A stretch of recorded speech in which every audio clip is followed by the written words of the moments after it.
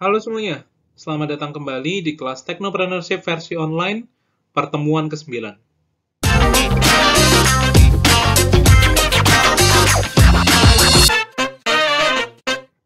Jadi teman-teman, pada pertemuan ke-9 kali ini, kita akan membahas terkait dengan materi kita yang selanjutnya. Setelah yang sebelumnya kita membahas terkait dengan materi manajemen organisasi, kali ini kita masuk kepada materi manajemen produksi, teman-teman. Jadi, seperti biasa, langsung aja nggak perlu panjang kali lebar, teman-teman. Nanti langsung bisa ditonton videonya dari awal sampai akhir untuk menemukan di mana tugasnya, di menit keberapa. Langsung kalau sudah ketemu, langsung dikerjain aja. Kemudian juga tidak lupa saya mengingatkan, kalau kalian paham dengan materi saya kali ini, kalian bisa klik tombol like. Dan juga kalau kalian tidak ingin kelewatan atau tertinggal dengan update-update terbaru dari channel ini, kalian bisa klik tombol subscribe dan bisa bunyikan loncengnya. Gitu. Oke, terima kasih. Tidak perlu panjang kali lebar, langsung kita masuk pada pembahasan kita yang pertama. Masuk pada pembahasan kita yang pertama, yaitu konsep bisnis berbasis produksi. Di sini nanti kalian akan mengenal 4 konsep bisnis, yang itu nanti kalian tinggal menyesuaikan aja, sebenarnya yang layak untuk dijalankan sampai sekarang ini itu yang mana. Karena sebenarnya masing-masing sebenarnya layak sih, cuman berbeda untuk urutannya, seperti itu. Kalau yang akan kita bahas yang pertama ini adalah konsep bisnis berbasis produksi, yang masih sangat urut atau masih sangat runtut, teman-teman. Dari mulai runtutannya apa? Pemasok membelikan bahan baku atau raw material atau barang yang nanti atau bahan baku yang nantinya akan diolah menjadi sebuah produk. Kemudian dilakukan proses produksi. Kemudian setelah jadi barangnya melakukan pemasaran. Barang yang dipasarkan masuk ke tahapan distribusi barang untuk disebarkan kemana-mana. Yang mana distribusi barang ini nanti diberikan ke distributor untuk diberikan dari distributor langsung ke konsumen. Itu adalah konsep bisnis berbasis produksi yang masih sangat umum atau masih sangat dasar. Lanjut kepada pembahasan kita yang selanjutnya, yaitu konsep bisnis tanpa produksi. Jadi bisa dibilang nanti tidak perlu dimasuk produksi baru dipasarkan, enggak, tapi langsung barangnya udah ready, tinggal dijual-jualin. Seperti itu. Lanjut ke pembahasan kita yang selanjutnya. Selanjutnya kita masuk pada konsep bisnis tanpa produksi, teman-teman. Jadi di dalam konsep bisnis tanpa produksi ini, teman-teman, itu proses produksinya itu barangnya bisa dibilang tuh barang yang udah ready. Dan dia itu biasanya kalau misal stoknya habis dari perusahaan yang akan menjualkan, perusahaan yang menjualkan itu perusahaan tradingnya itu, dia itu melakukan PO. Jadi di pre-order dulu, baru nanti setelah itu dari proses produksi ngirim langsung barangnya ke perusahaan trading. Nah, dari perusahaan trading di sini bukan untuk berhubungan sama saham atau kayak yang trader-trader gitu ya, teman-teman ya, tapi lebih di sini konsepnya adalah trading itu jual beli, transaksi jual belinya. Nah, dari perusahaan trading, dia bisa lari kemana? Bisa lari ke pemasaran langsung. Bisa juga masuk ke distributor. Distributor nanti semisal mau langsung ke agen juga bisa, agen langsung ke distributor juga bisa, terserah.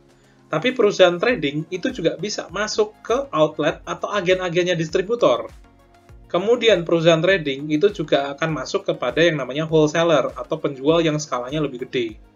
Nah, itu nanti untuk menjualkan ke konsumen, kalau dari perusahaan trading ke pemasaran langsung, dia langsung bisa masuk ke konsumen. Tapi kalau dari distributor nanti bisa langsung jual ke konsumen. Kalau dia tidak bisa menjual langsung, distributor memberikan ke agen atau outletnya, yang mana agen atau outletnya ini akan mendatangi konsumen, atau konsumennya yang akan beli di outlet agennya ini nanti. Seperti itu. Kemudian, kalau wholesaler itu juga konsepnya sama seperti outlet atau agen, tapi biasanya wholesaler itu lebih skalanya itu gede. Seperti itu, teman-teman. Beda sama distributor itu yang masih, contohnya kayak gini loh, teman-teman. Dia yang perusahaan yang skala gedenya nyediain barang macam-macam. Nah, kalian itu kelontongnya itu hitungannya masuk ke distributor, seperti itu. Nah, di wholesaler ini, konsumen itu juga bisa langsung datang ke wholesaler, atau beli langsung di sana, atau wholesalernya yang bisa mengirim agen untuk datang ke sana, seperti itu. Itu konsep bisnis tanpa produksi, gitu. Lanjut kepada konsep bisnis yang selanjutnya, yaitu sistem jaringan. Yang selanjutnya kita masuk pada konsep bisnis sistem jaringan, di mana konsep bisnis ini, dia itu mengangkat pada hubungan antar orang. Jadi bisa dibilang kayak social networking-nya, jaringannya tuh itu, bukan jaringan yang seperti network internet gitu, enggak, tapi lebih ke arah jaringan orang-orang secara sosialnya atau social networking-nya. Nah, di sini teman-teman, orang pasti gampang kenalnya, katanya itu paling gampang diingat itu MLM atau biasa disebut juga dengan multi-level marketing. Yang mana itu bukan suatu hal yang buruk, tapi sesuatu hal yang kita itu dari jaringan-jaringan yang kita kenal untuk memasarkan produknya kita atau barangnya kita gitu tadi. Nah, di sini larinya sama. Jadi produsen barang itu dia itu ke pemegang merek jaringan di dunia. Kemudian dari situ dia pasarkan jaringan di dunia. Kemudian dari pemasar itu nanti kalian akan mengenal yang namanya upline sama downline. Jadi downline itu biasanya orang-orang yang langsung terjun sama user-user atau langsung berhubungan sama user, tapi mereka dapat rules atau dapat kebijakan, arahan itu dari si upline-nya, dari pemasaran, penjualan, di pendistribusi di skala upline-nya, teman-teman. Gitu. Nah, itu kalau yang di konsep bisnis sistem jaringan. Jadi tidak ada kayak tadi kan yang diproduksi, dia kan langsung datang dari urut pemasok, masuk bahan mentah, kemudian masuk ke produksi, masuk ke pemasaran, kemudian pendistribusian, baru ke konsumen. Kalau yang di non-produksi, ya kalau nggak salah tadi ya, non-produksi, itu kan dia dari perusahaan trading bisa kemana-mana, ke distributor, atau langsung, atau ke agent, atau outletnya mereka, kemudian kalau nggak ke wholesalernya mereka. Kemudian kalau yang sistem jaringan ini, biasa dikenalnya itu kayak MLM itu tadi, dia itu kayak target produknya gede, langsung ke pemasaran yang tahapnya gede, untuk langsung hubungin ke masing-masing orang atau masing-masing network, social networknya, gitu. Itu di konsep bisnis sistem jaringan. Yang selanjutnya kita akan masuk pada konsep bisnis e-commerce, yang mana itu sudah mulai berhubungan sama yang namanya teknologi. Oke, langsung pada pembahasan yang selanjutnya. Konsep bisnis yang selanjutnya akan dibahas adalah konsep bisnis e-commerce, teman-teman. Jadi di dalam bisnis e-commerce ini, kalian sudah bisa lihat di situ, dia di sini menggunakan web support. Mungkin kalau zaman dulu terkenalnya kalau yang pakai seperti ini atau e-commerce seperti ini adalah eBay, Amazon, seperti itu. Yang mungkin sekarang sudah gede juga di Indonesia, ada e-commerce seperti Shopee, Tokopedia, Blibli, seperti itulah dan lain sebagainya itu. Nah, di sini teman-teman konsepnya sama. Jadi di sini ada penawaran produk oleh online retailer. Jadi barangnya itu dilakukan pemilihan tuh secara online. Kemudian kalau pembeli mau beli barang di sini itu gampang. Jadi dia melakukan seleksi produk atau bisa dibilang tuh kayak nyari produk yang dia inginkan secara langsung tanpa harus dia datang ke tempatnya atau ke tokonya kayak gitu. Setelah dia menemukan barang yang cocok dari segi ulasan kah, atau dari segi rating, atau dari segi status tokonya, atau dari segi banyaknya orang yang beli barang tersebut atau apa dan lain sebagainya, dia udah ngerasa cocok sama produk tersebut, berarti selesai dalam tahapan seleksi. Kemudian mulai masuk ordering atau beli barangnya, atau mulai kayak bisa dibilang tuh masukkan keranjang belanja untuk mulai dibuatkan yang namanya invoice atau nota sementaranya untuk dibayar. Kemudian nota sementaranya itu sudah mulai tuh tagihannya bayar berapa, harus yang kalian bayar berapa, kirim kemana, dan lain sebagainya. Kemudian kalian lakukan pembayaran. Otomatis dari pembayaran itu nanti akan masuk kepada rekening bank penjualnya. Biasanya kalau di e-commerce yang sudah aman, dia akan masuk dulu ke rekening dari perusahaan e-commerce tersebut. Baru nanti ketika kita sudah selesai memberikan ulasan baik dan lain sebagainya, barulah itu nanti uangnya ditransfer ke rekening si toko atau yang kita beli barangnya tadi itu di situ. Kemudian dari pembayaran itu kita masuk pada notifikasi pembayaran yang otomatis dia masuk ke dalam toko atau gudang penjualnya. Nah, dari toko atau gudang penjualnya dia itu nyediain dulu barangnya.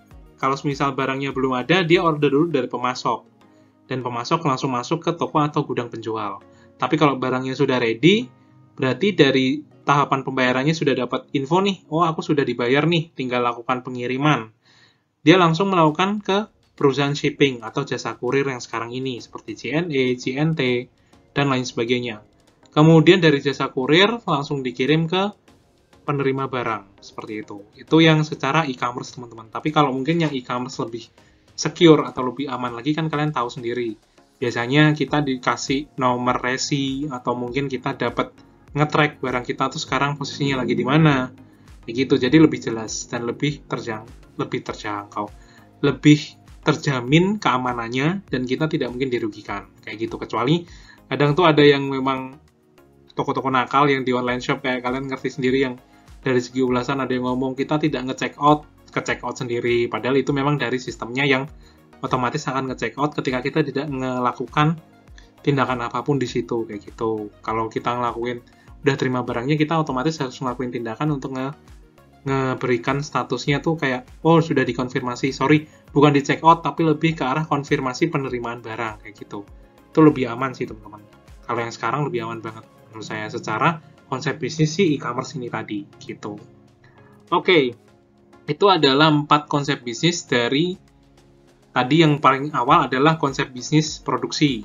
Jadi yang benar-benar bahan mentah, kemudian diolah, baru bahan jadi, dipasarkan, diterima banyak orang. Kemudian ada juga yang konsep bisnis dari yang disalurin barangnya itu ke perusahaan trading, baru ke semuanya, distributor, wholesaler, dan sebagainya gitu. Kemudian yang selanjutnya itu yang tadi, secara jaringan, atau biasa kalian kenal paling gampangnya adalah MLM. Kemudian yang terakhir adalah si e-commerce ini.